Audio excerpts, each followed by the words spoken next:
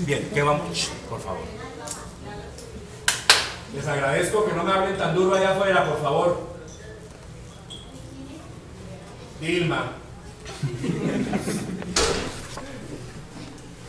Bien, me contaron que estaban viendo tuberculosis en distintos órganos.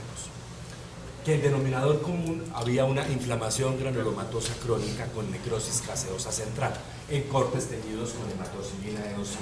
Eso micro. Si ustedes miran acá, en todas estas piezas macroscópicas, el diagnóstico es exactamente el mismo. Tenemos tuberculosis. Bien, esa es la práctica. Suficiente, ya aprendieron tuberculosis. ¿Estamos? Bueno, ampliemos un poquito entonces. Entonces se darán cuenta que desde el punto de vista macroscópico el espectro es muy polimorfo. Tenemos muchas posibilidades macroscópicas que corresponden a tuberculosis.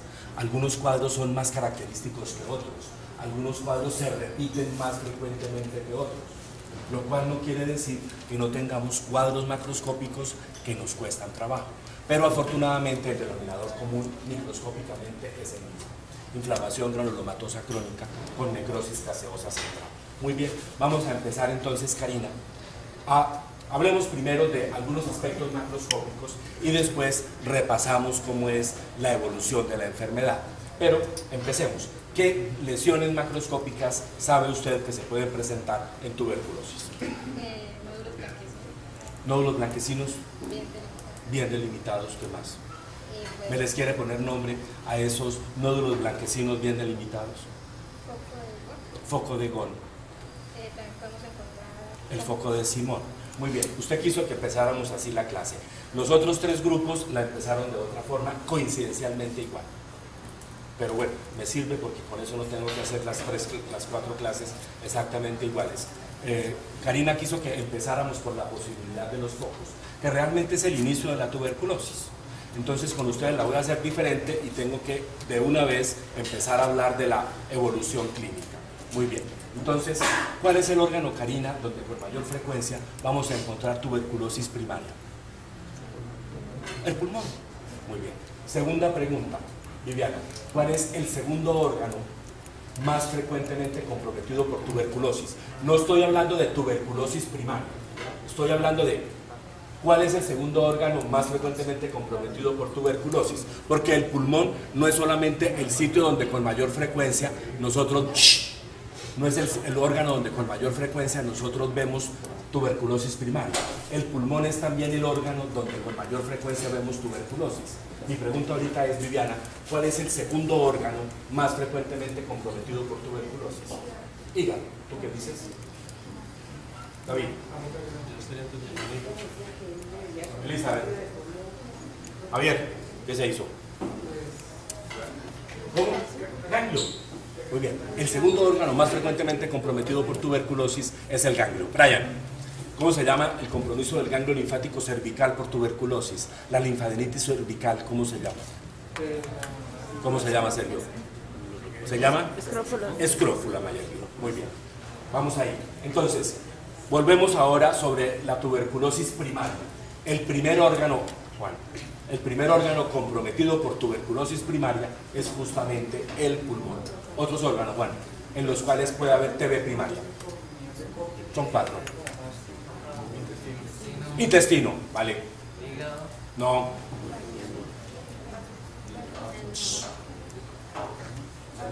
No. ¿Perdón? Piel. Piel. No, bueno, está bien. Listo, llevamos el intestino, la piel, Pedro, otro. Por acá arriba. No. Cavidad oral. Y algunos órganos linfoides, particularmente la amígdala. Muy bien, pero nos vamos a ir ahora sí a la tuberculosis pulmonar primaria. ¿Qué es lo que pasa inicialmente en la tuberculosis pulmonar primaria? En la tuberculosis pulmonar primaria aparece una lesión que recibe el nombre de foco de Gone. Ese foco de Gone característicamente lo vemos ¿dónde? En la porción superior del lóbulo inferior o en la inferior del superior. Quiero mostrarles un foco de Gone. Me tienen que creer que estamos en esa zona. Si yo les pongo un pulmón completo, pues ya ustedes sabrán dónde lo tienen que buscar. Pero les quiero mostrar un foco de Gone. Muy bien. Observan ustedes, lesión bien delimitada cerca de la pleura, 1.5 centímetros de diámetro. La están viendo ahí. Una tonalidad, ¿qué color diría Jan? ¿Perdón? Púrpura claro. Púrpura claro. Bueno, su compañera dijo rosado. Púrpura claro puede ser rosado o no. Sí. ¿Eso de qué color es? Esa carpeta suya. Sí. Fucsia. Fucsia. ¿Y esa camiseta de qué color es? No, pero me gustan más los colores de las niñas. Chao, Tito. Salmón fosforescente. Los tres colores del gorro de ella, ¿cuáles son, Laura? Celeste, rosado y morado. Celeste, rosado y morado. Podrían ser un trío, listo. Muy bien. Tenemos entonces lesión bien delimitada cerca de la pleura, 1.5 centímetros de diámetro. Foco. Porción superior del lóbulo inferior, inferior del lóbulo superior. ¿Qué está pasando en este momento en ese paciente? Foco de Bohm es solo el granuloma. Vos que yo había leído que era más la diseminación a los... Ese es el complejo de Bohm. Justamente eso era lo que quería que usted me contestara. Muy bien. Se adelantó de una manera irregular, no pasa nada. Ok, entonces en este momento hay ya diseminación a los ganglios linfáticos regionales con compromiso ganglionar iliar ipsilateral. La suma de los dos, el foco más el ganglio, llamamos complejo de Bohm. Pero le pregunto, Pedro, en ese momento, ¿cómo es la clínica de este paciente que tiene foco más compromiso ganglionar, es decir, que tiene complejo de Bohm? Muy bien, lo habitual es que seguramente no haya nada, que esté asintomático, pero el paciente podría tener una febrícula, podría tener un cuadro respiratorio, pues que recuerda una infección viral del tracto respiratorio superior simplemente.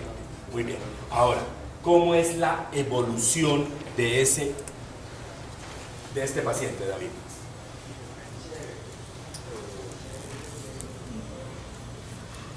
Vivi. Sí, el paciente con TB primaria, ¿qué espera uno, Juan, que le pase? Que se resuelva, que se fibrose, que hasta ahí llegue el cuadro. Muy bien, eso lo vemos por lo menos en el 90% de los pacientes. Hasta ahí llega la tuberculosis. Hay una fibrosis, se puede calcificar, se puede ver radiológicamente y ya, hasta ahí llegó la enfermedad. Pero nos quedan dos posibilidades, Pablo, que son cuáles. O sea, tenemos como un 10% de pacientes que hasta ahí no les llegó la enfermedad. Cuéntenme. Que se disemine en ese momento. ¿Y a eso cómo lo vamos a llamar?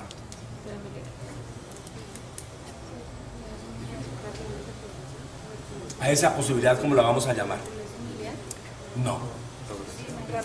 Muy bien. Entonces, miren, la posibilidad de la tuberculosis primaria es el 90% hasta ahí llega, se fibrosa. Nos queda un 10%. De ese 10%, un poquito menos de la mitad hace lo que vamos a llamar la tuberculosis pulmonar primaria progresiva. Eso lo vemos particularmente en niños, lo vemos en pacientes inmunocomprometidos. Esa es una opción de la que vamos a hablar ahora. Y la segunda opción, de la que vamos a hablar mucho más, es la posibilidad de una tuberculosis secundaria o de una tuberculosis, pues, de reactivación, que es la que vamos a ver también posteriormente. Entonces, trabajemos esa opción, la posibilidad de la tuberculosis reactiva, de esa tuberculosis secundaria, ya miramos, cariño. Ahora, ¿qué es lo que vamos a ver inicialmente en esos pacientes? Esto es tanto como el 5% de los pacientes. Nos vamos ahora a la porción apical del pulmón. Y en la porción apical del pulmón aparece una lesión como esta que tengo entre mis dedos. A esa lesión la vamos a llamar foco de Simón, la que tienen ahí. Es un foco de Bohm trasladado al ápex. Probablemente, por favor, niñas, probablemente es una lesión un poco de mayor tamaño. Tal vez 1,5, 2 centímetros. Igualmente está en cercanía con la pleura. Y bueno, podemos decir hasta ahí. Entonces ya Karina nos dijo, lo primero que le puede pasar, la primera lesión que nosotros podemos ver en los pacientes con tuberculosis es la presencia de focos. El foco de Bohm, la tuberculosis primaria, y el foco de Simón en la tuberculosis secundaria de reactivación. ¿Quedamos ahí? Muy bien, David. Otro aspecto macroscópico que puede tener la TB. Las cavitaciones. Las cavernas. Entonces, la caverna es... Vente para acá. La caverna es justamente, yo pienso que tal vez la lesión más característica de la tuberculosis, para mi gusto, es la caverna. Entonces vamos a ver cavernas tuberculosas. Todo esto, por favor, jóvenes y señoritas, todo esto que hay ahí es una sola caverna que hemos seccionado. Voy a tomar unos dos segmentos de esta caverna. Esta que tengo acá, y de este lado tengo este riñón con cavernas. Muy bien. Erika, ¿qué te parece característico macroscópicamente hablando de la caverna tuberculosa? Pero digamos, ¿qué te llama la atención de entrada del aspecto de las cavernas? Que son como de aspecto. ¿Tú qué dirías, Karina? ¿Qué te llama la atención de entrada? Pablo. Señor, que son grandes. Probablemente ese es el primer aspecto que hace muy característica a la caverna tuberculosa. La caverna tuberculosa es una lesión de gran tamaño. Esto nos ayuda en el diagnóstico diferencial con las cavernas de paracoccidioidomicosis. Hongo que también da cavernas, pero son pequeñitas. Ahora, miren que yo les decía, todo esto es una sola caverna. Calculen el tamaño de esa caverna. Lo están ustedes observando acá en este riñón. Observan una gran lesión. Muy bien. ¿Qué sería también característico? Miren las paredes. ¿Cómo son las paredes de esta caverna? Gruesas. O sea, pensemos en lo macro inicialmente. Entonces son lesiones de gran tamaño, son lesiones voluminosas. Si ustedes miran acá igualmente, van a ver que la pared es gruesa. Muy bien. Si lo miran ahora por dentro y hacen un poquito de acto de fe, en fresco, esas cavernas están revestidas, tachonadas por un material caseoso, un material de aspecto. Ahí lo alcanzan a ver, todavía algo queda allá adentro. No metan mucho los ojos que les caen vacíos. No respondo.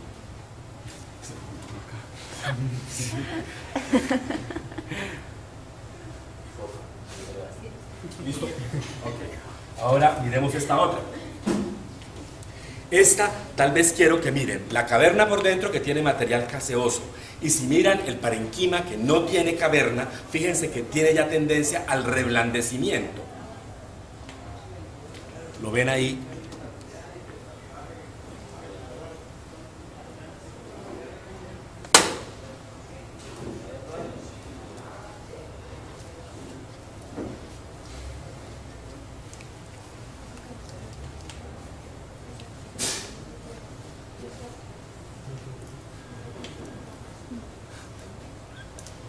¿Listo?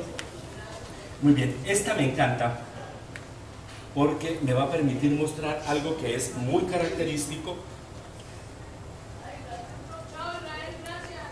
en la evolución de la tuberculosis. Fíjense que en los riñones se está insinuando ya la presencia de cavernas. Quiero que miren ahora, cuando me acerque, cómo está la mucosa ureteral, particularmente esta. Miren que está recubierta totalmente por material caseoso. Con cuidadito, por ahí cada grupito va abriendo la vejiga por dentro y van a ver que también hay material caseoso. Les muestro por acá, vienen si son tan amables.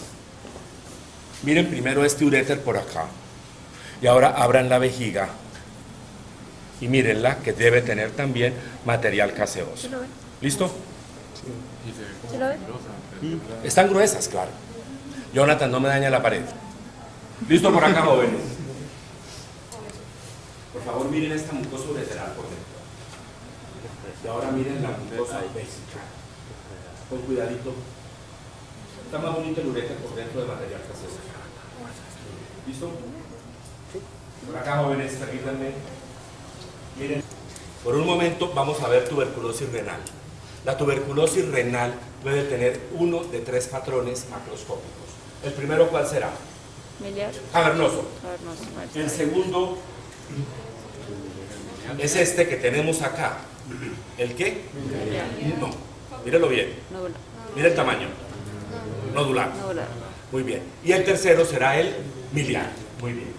Entonces, ya vimos el aspecto de caverna. Entonces, lo segundo que puede tener, por favor, el segundo aspecto macroscópico que puede tener la tuberculosis es la caverna. Tuvimos primero los focos, segundo tuvimos la caverna, tercero vamos a hablar de la milia. ¿Qué es la milia? La milia no es otra cosa que un cuadro macroscópico en el cual aparecen múltiples tubérculos, múltiples lesiones puntiformes del tamaño de la cabeza de un alfiler, amarillentas, bien delimitadas. Se llaman milia porque recuerdan gránulos de milio.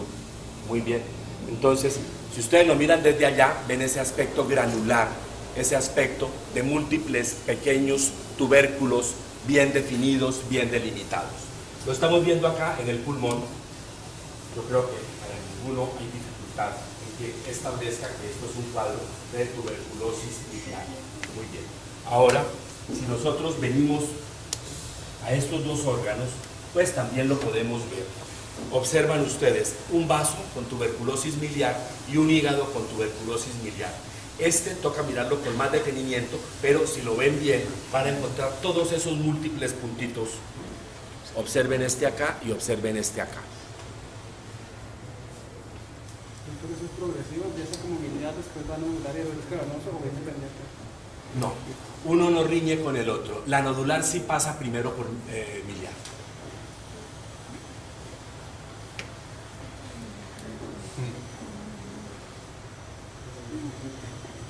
Paso yo.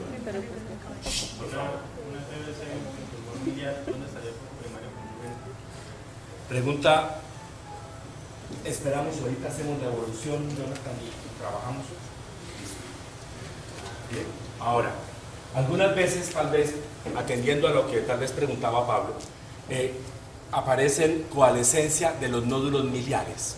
Cuando aparece TB nodular, Pablo, seguramente sí vino a partir de una tuberculosis miliar. No es lo habitual que yo vea en el mismo paciente caverna más milia, se puede ver, pero no es lo habitual. O el paciente tiene la fase, la enfermedad viró hacia un cuadro más cavernomatoso o hacia un cuadro más miliar, porque la génesis de los dos es completamente diferente. Ahorita que lleguemos a la evolución de la tuberculosis secundaria, lo vamos a repasar. Muy bien, entonces hemos visto hasta ahora que la milia, el nódulo, el foco y la caverna. Muy bien. Allá seguramente, eso grande que está allá es un vaso. Permítanmelo. Y permítanme este otro vaso. Estas son dos lesiones interesantes. Este es un gran vaso, que algunos en otro grupo pensaron que podía ser un hígado, pero bueno, es un vaso. Y en este definitivamente sí salta a la vista más que, porque aquí yo lo veo miliar y nodular, ¿cierto? Este definitivamente se ve más nodular. Yo le preguntaría, Brian, deme dos diagnósticos diferenciales macroscópicos con esa imagen. Mírenlo bien, hombre. Múltiples nódulos y unos umbilicados. ¿En qué pensaría? ¿En qué pensaría? Metástasis. Esa es una posibilidad, que esto sea una metástasis. La otra, Pablo. ¿Perdón? No, esto es un vaso. No, eso sí le garantizo que pielonefritis no. Freddy. Oye, sí, de aquí quiera. Otro diagnóstico. ¿Qué encontró allá, Juan? Te lo veo que busca. Pensando. ¿Cómo que está pensando? Yo lo voy leyendo. Tiene una manera particular de pensar. Ah, no. No he dicho nada. Bueno, pero pensando, ¿qué digo? Vaso, órgano. Ya les dije el diagnóstico. Un linfoma.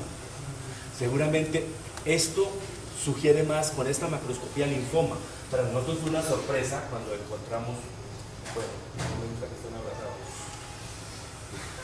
Estamos en clase. Cuando quieran estar abrazados, están afuera. No tengo problema. Ok, listo. Como ustedes pueden ver, en esta lesión probablemente nosotros pensamos inicialmente más que fuera una neoplasia hematolinfoide. Definitivamente, pues ya la histología nos demostró, Viviana, que había una tuberculosis. ¿Qué fue lo que yo vi entonces? Pero ¿cómo se ve? Como una inflamación granulomatosa crónica con necrosis caseosa central. Se lo voy a preguntar, se los garantizo. la mitad siempre le queda mal, no sé por qué. Y lo repito en clase 20 veces. Inflamación granulomatosa crónica con necrosis caseosa central. No. Vaso nunca es infección primaria. Ok. Bien, entonces, ¿qué llevamos hasta ahora? Llevamos hasta ahora que la tuberculosis puede tener diferentes aspectos macroscópicos. Pueden haber focos, puede haber milio, puede haber nódulo, puede haber caverna. ¿Vamos ahí? Muy bien. ¿Qué otras opciones, Juan, cree usted que podrían haber? Hay unas que no tengo para mostrarles. La tuberculosis a veces puede formar una pseudomasa, un pseudotumor. Lo llamamos tuberculoma. Esos tuberculomas los podemos ver en el sistema nervioso y los podemos ver en el tracto intestinal. Esa es una opción. Otras veces puede haber un cuadro que recuerda una condensación neumónica. También lo podemos ver, una pseudocondensación neumónica. Muy bien, y no me han dicho una forma que podemos ver nosotros característicamente en el intestino. ¿Qué forma tiene la tuberculosis en el intestino? Una úlcera. ¿Quién dijo úlcera? ¿Quién? ¿María Fernanda? Muy bien. Podemos ver forma de úlcera y lo que yo quiero ahora es que veamos diferentes estadios de úlceras tuberculosas. Muy bien. Entonces, Karina, ¿en qué zonas del tracto gastrointestinal, cuál es el denominador común para que haya lesiones tuberculosas? ¿En qué zonas son más frecuentes? ¿Pero en qué zonas del intestino delgado? Las placas. ¿En qué zonas del intestino delgado? Donde hay muchas Placas de donde haya muchas placas de Peyer. Justamente donde haya muchas placas de Peyer vamos a encontrar justamente el compromiso tuberculoso. Y el compromiso tuberculoso en el intestino, el 85% de las veces tiene forma de úlcera. Luego la úlcera de bordes levantados irregulares con fondo necrótico que recuerda una úlcera maligna es propio también de la úlcera tuberculosa. El 85% de los casos de tuberculosis intestinal tienen forma ulcerada. El 15% tienen una forma que nosotros llamamos hiperplásica, en la que simplemente vemos una placa de Peyer prominente. Examinamos esa placa de Peyer prominente y encontramos justamente la inflamación granulomatosa crónica con necrosis caseosa central. Voy a mostrarles úlceras tuberculosas en distintos periodos evolutivos. Parto de esta. Entre mis dos dedos está la úlcera. Fíjense que se está insinuando apenas. El fondo es relativamente superficial, pero miren que ya los bordes están un poco levantados. Lo vemos por acá, lo vemos por acá, lo vemos por acá, lo vemos por acá. Esa es una primera úlcera. Ahora tengo para mostrarles otra, por favor en silencio, que me quedó justamente en el borde de la pieza. Pero miren que ya comprometió todo el espesor de la pared. Déjenme ir pasando y les voy mostrando. Todo esto es la úlcera. Y si vienen de este lado, ven que hay otra úlcera. Muy bien, vengo por acá. Por favor, observen acá. Miren que ya ahora está toda la superficie comprometida. Igualmente, ven aquí otra úlcera. Muy bien. Con relación al eje del intestino, entonces, característicamente, ¿cómo es la úlcera tuberculosa? Miren esta. ¿Cómo es? Transversal. Exactamente, muchas gracias. Entonces, esto es característico de la úlcera tuberculosa. Es transversal en el eje del intestino. Aquí tenemos otro. Miren por allá, Joel. Esa de que no guste. Allá, por favor, los que ya vieron se están calladitos, porque mientras yo les estaba mostrando, sus compañeros estaban en silencio. Miren acá. Ahora quiero mostrarles la que para mi gusto es la mejor úlcera tuberculosa que les puedo mostrar hoy. Ahora estoy en intestino grueso. Mírenla. Miren los bordes muy levantados, el fondo necrótico. Mírenlo por acá. Miren acá. Mírenlo ahí. Toda esta. La tenemos por acá. Mírenla, los bordes muy levantados, muy irregulares, fueron viendo la evolución de cómo se fue formando. Miren, la está por aquí, ya ustedes la vieron acá, niños, esto acá. ¿Qué te pasa con este video? No conozco el resultado. Tengo fotos sí del resto de la pieza. Miren, levantados. Muy bien. Perdón, ok, entonces, úlceras transversas nos permite hacer el diagnóstico diferencial con otras lesiones ulceradas del intestino, que justamente irán en el eje longitudinal. Juan, 3 lesiones que me den úlceras en el intestino en el eje longitudinal. David. Esa es la primera. O sea, característicamente la fiebre tifoidea le da úlceras longitudinales. Otra vez, Pablo. Brian. Enfermedad de Crohn. No estoy seguro. Ya, lo estoy diciendo. ¿Puede ser? No. No, señor. Y la tercera me la buscan. El cáncer le gusta más ser constructivo. Y ahí, cuando hay una sola úlcera tuberculosa, me ponen a dudar. Porque el cáncer tiene la tendencia a ser más úlcero-constrictivo cuando es ulcerado. A su debido momento esa práctica la vamos a tener de cómo se diferencian los distintos tipos de cáncer en el colon. Esta es una muy bonita pieza que no conocía. No está abierta este pedazo. Es una tuberculosis en los cortes adyacentes. ¿Por qué me gusta? Porque es que mire, ustedes van viendo desde lejos más o menos dónde debe haber cada úlcera. Se las estoy mostrando. Exactamente, pero no me las dejan abrir. Lástima. Pero ¿qué sí les quiero mostrar? ¿Cómo es la superficie serosa característicamente? ¿Cómo se la imaginan? ¿Cómo se imaginan que es la superficie serosa, Karina? Blanquecina. ¿Qué más quieren decir? Ahora miren a ver qué les parece. ¿Cómo? Pues esos pequeños nódulos, ¿cómo los van a llamar? Milias. Ok. Entonces, la van mirando y desde arriba ven que hay múltiples puntitos en cada una de ellas. Luego, son lesiones miliares sobre la superficie serosa que nos permiten ya pues estar seguros, esta tal vez es la más bonita, que estamos en un cuadro de tuberculosis intestinal. ¿Lo ven por acá? ¿Lo ven por acá? Permítanme. Ven los puntitos, ven los puntitos. Cuando estén en semiología les van a enseñar un signo característico de la arteria intestinal. Los puntitos sobre la superficie externa. Muy bien.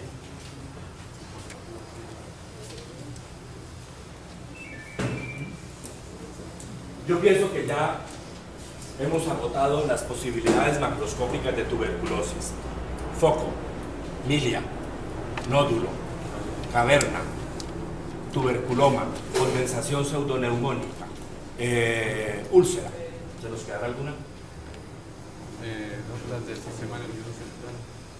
Bueno, allá más del tuberculoma, pero realmente allá lo que vemos es un cuadro de meningitis o un cuadro de vasculitis, y son microscópicos, realmente. Ok, bien, ahora, pensemos cómo es la evolución de la tuberculosis secundaria progresiva. Tuvimos el foco de Simón, ¿lo recuerdan? Les digo, les dije, ¿cómo es la evolución? Ya habíamos empezado a hablar de eso, Juan. ¿Cómo es la evolución del foco de Simón? ¿Qué le pasa al foco de Simón?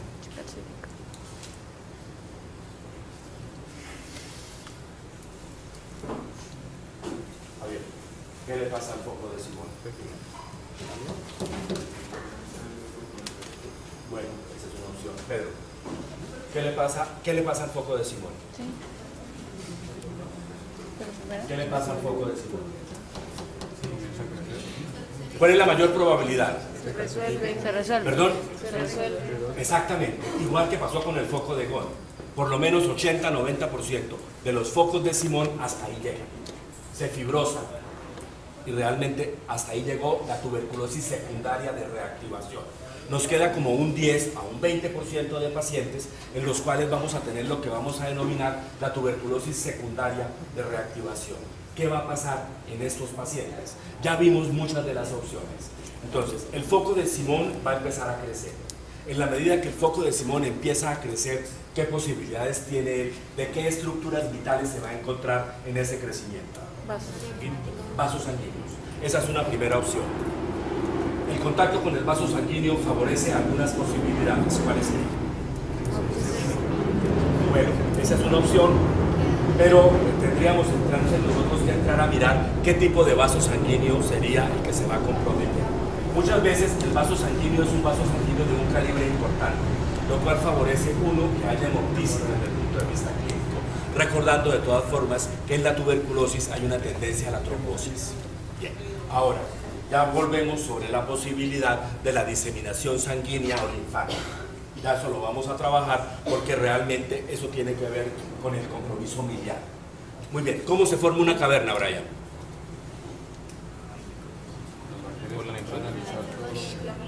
Cristian, ¿qué favorece cuando va creciendo el foco de Simón? ¿El contacto con qué hace que se favorezca la proliferación de bacilos? Pero ¿el contacto con qué exactamente, Laura? Con bronquios. El contacto con bronquios favorece la tensión de oxígeno y la expectoración o la salida de algunos ácidos orgánicos. Muy bien. Esto favorece la proliferación y favorece justamente la formación de cavernas con las características que vimos. Primera posibilidad, tuberculosis fibrocaseosa cavital. Segunda posibilidad, la que esbozaba Pedro, la diseminación no solamente a través de vasos sanguíneos, sino de vasos linfáticos. Pedro, si la diseminación es a vasos linfáticos, ¿qué pasa? ¿Del vaso linfático a dónde va? Antes no, me la pasó muy rápido, hombre. ¿Del vaso linfático a dónde va? Y después, ¿por dónde se va a ir? Fundamental. ¿Por el qué torácico?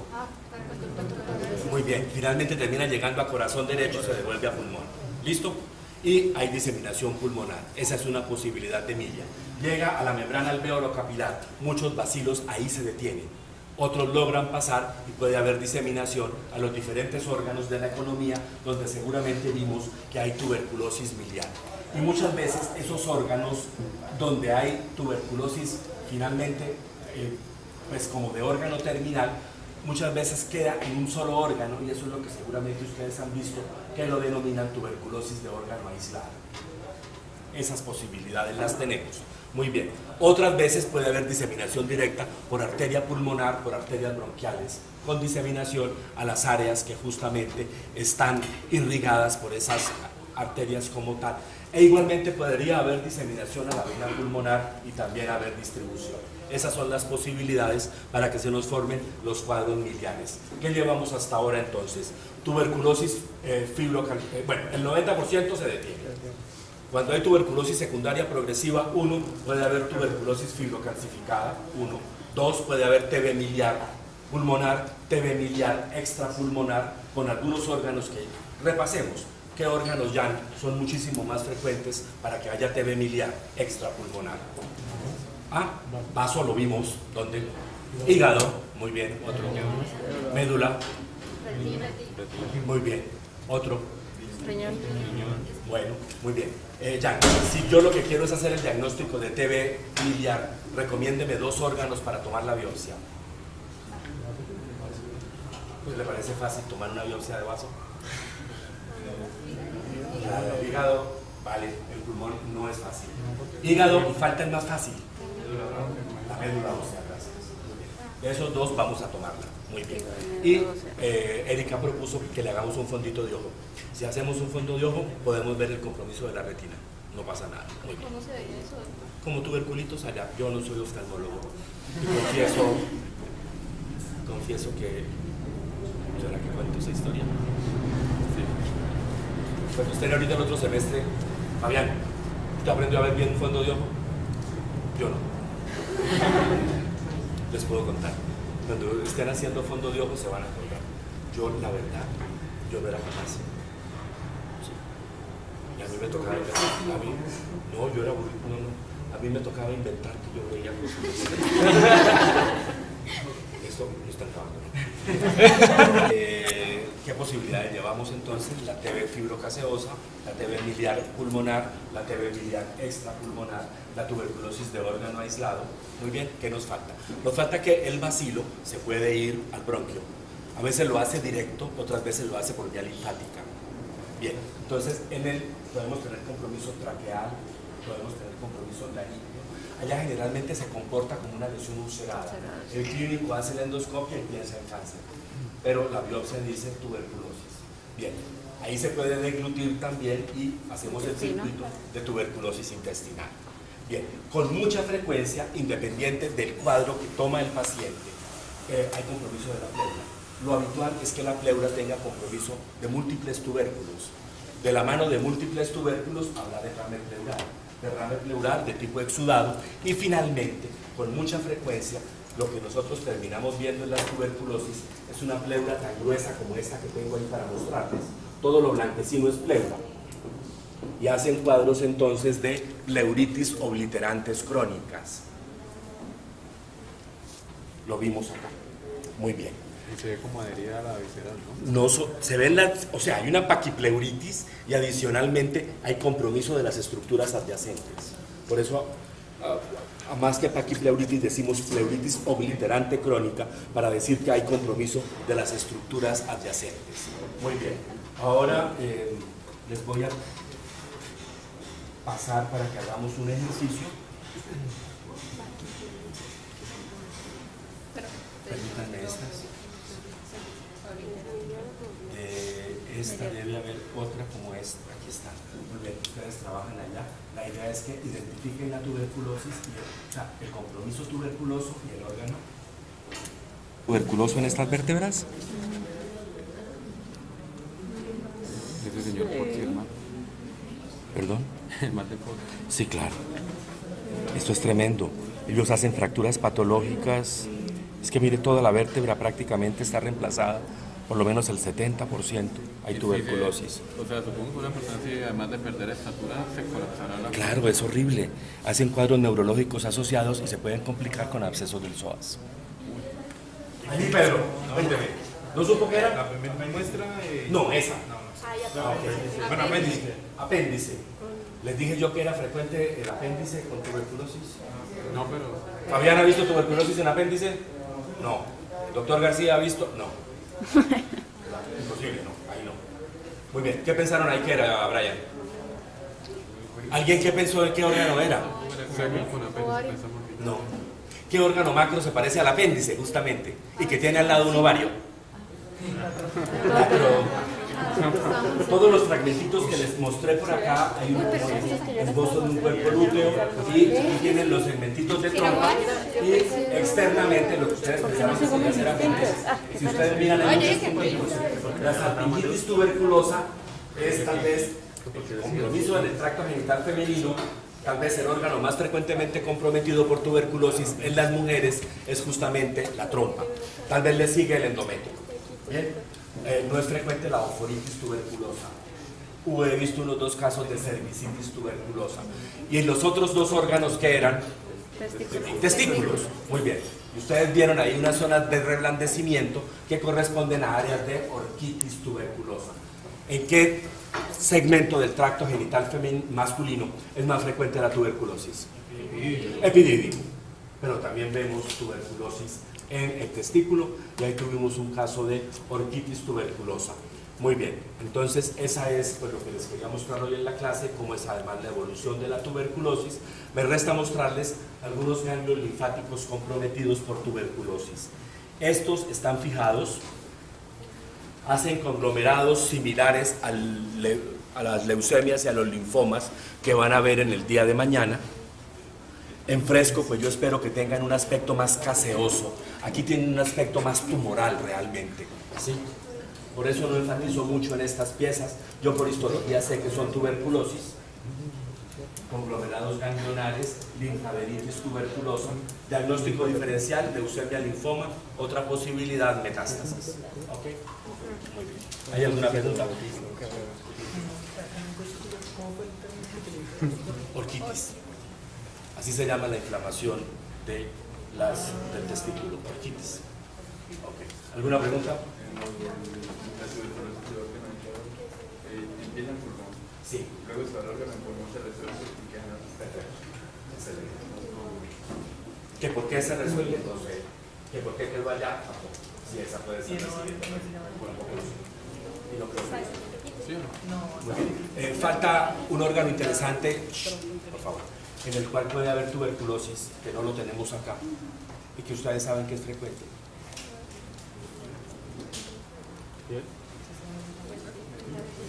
En la suprarrenal. Hay algunas patologías que tienen tropismo por la suprarrenal. La tuberculosis, de los hongos, la paracoccidioidomicosis y de los tumores, a cual le encanta metastatizar a suprarrenales. ¿Cuál? Carcinoma broncogenito, probablemente al sitio que da con mayor frecuencia metástasis es justamente a las glándulas suprarrenales. ¿Listo? Muy bien. ¿Alguna otra pregunta? ¿Hay algo de lo que no hemos hablado? Sí. Quedamos inicialmente, por favor. 90% de los complejos de Ghon se fibrosan. Un 5-8% hacen lo que vimos, tuberculosis secundaria reactiva. Pero nos queda un grupito de pacientes, de ese no hablamos, ¿cierto? Que hacen la tuberculosis pulmonar primaria progresiva. De ese no hablamos, ¿cierto? ¿Sí lo mencionamos? No. ¿Qué es la No lo condensación? recuerdo. Pues ya ustedes son el cuarto grupo, a los otros tres sí les dije. Muy bien. Entonces, Condensación. ¿qué pasa con el paciente que hace tuberculosis pulmonar primaria progresiva? Primero, hay algunos grupos que con mayor frecuencia lo hacen. Niños, Estos sí. grupos son los niños, los pacientes VIH inmunocomprometidos y algunos viejitos lo pueden hacer. Muy bien. Aquí el cuadro es distinto. Aquí lo que el paciente tiene tendencia es hacer una condensación, neumónica. una consolidación como neumónica, que tiene además derrame pleural, que puede hacer adicionalmente diseminación miliar, pulmonar y extrapulmonar. Y lo que a uno le enfatizan los textos, no cavernas. Si uno ve cavernas, puede estar seguro que lo que el paciente tiene es una tuberculosis secundaria de reactivación. Eso era todo. ¿Listo? Doctor, Señor. ¿el diagnóstico se puede hacer con citología del derrame pleural? Esa es una de las cosas, citología como tal. Nosotros durante muchos años trabajamos en citología de líquidos para demostrar que la citología de líquidos no sirve para buscar vacilos. Si a ustedes le dicen que el vacilo está en una citología de líquidos, está positiva, no crean. En esos casos la biopsia siempre es la que hace el diagnóstico. ¿Listo? Claro, en el líquido usted puede hacer un ADA, puede hacer otras cosas y es perfecto. Pero citología de líquido no. ¿Ya? Ya. ¿Listo? Nos vemos, que estén bien.